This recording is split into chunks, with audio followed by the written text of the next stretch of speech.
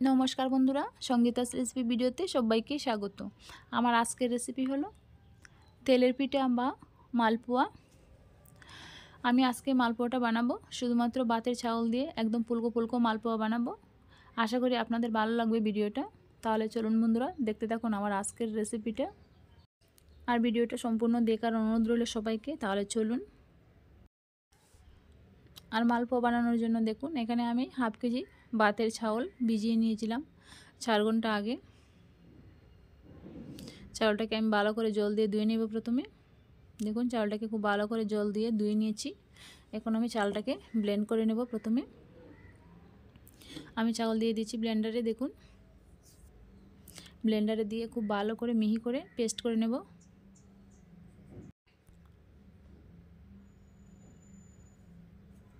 দিয়ে দেবো অল্প একটু জল।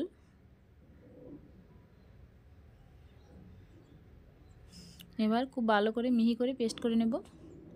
দেখুন, আমি সবকটা চাউল মিহি করে পেস্ট করে নিয়েছি। এখন আমি চাউলের সঙ্গে মিশিয়ে দেব গুড়। আমি গুড় দিয়ে বানাবো তেলের পিঠাটা। তার জন্য এখানে আমি হাফ কেজি চাউলের মধ্যে হাফ কেজি গুড় দিয়ে দিয়েছি।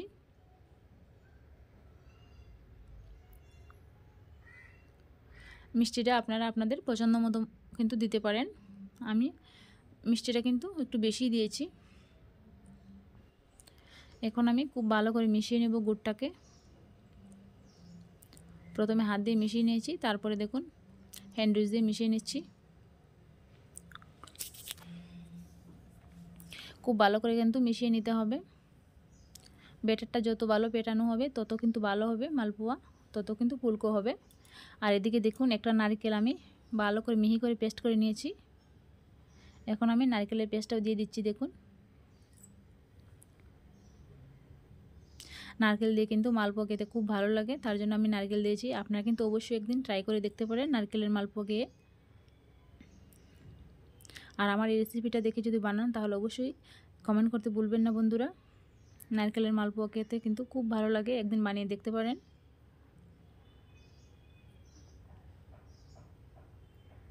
দেখুন, খুব ভালো করে আমি মিশিয়ে নিচ্ছি নারকেলটাকে।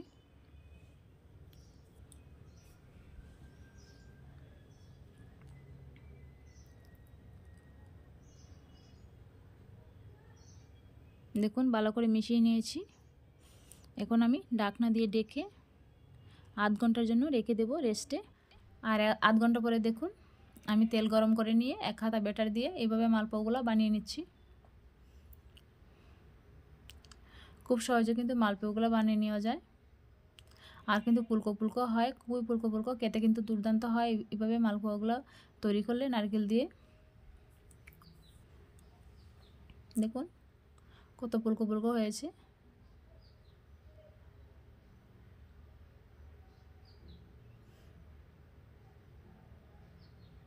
খেতে কিন্তু দুর্দান্ত হয় বন্ধুরা, অবশ্যই বানিয়ে নিতে পারেন একদিন।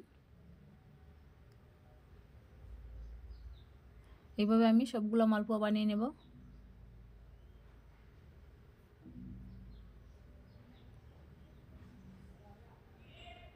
দেখুন, আমি সবগুলো মালপোয়া বানিয়ে নিয়েছি। মালপোয়াগুলো আমি চাউল দিয়ে বানানোর জন্য শুধুমাত্র চাউল দিয়ে বানিয়েছি বলে মালপোয়াগুলো ঠান্ডা হওয়ার পরে কিন্তু মজে যাচ্ছে। দেখুন, আমার আজকের রেসিপি কেমন হয়েছে জানাবেন বন্ধুরা। ভালো লাগলে প্লিজ সাবস্ক্রাইব করে পাশে থাকবেন। ধন্যবাদ।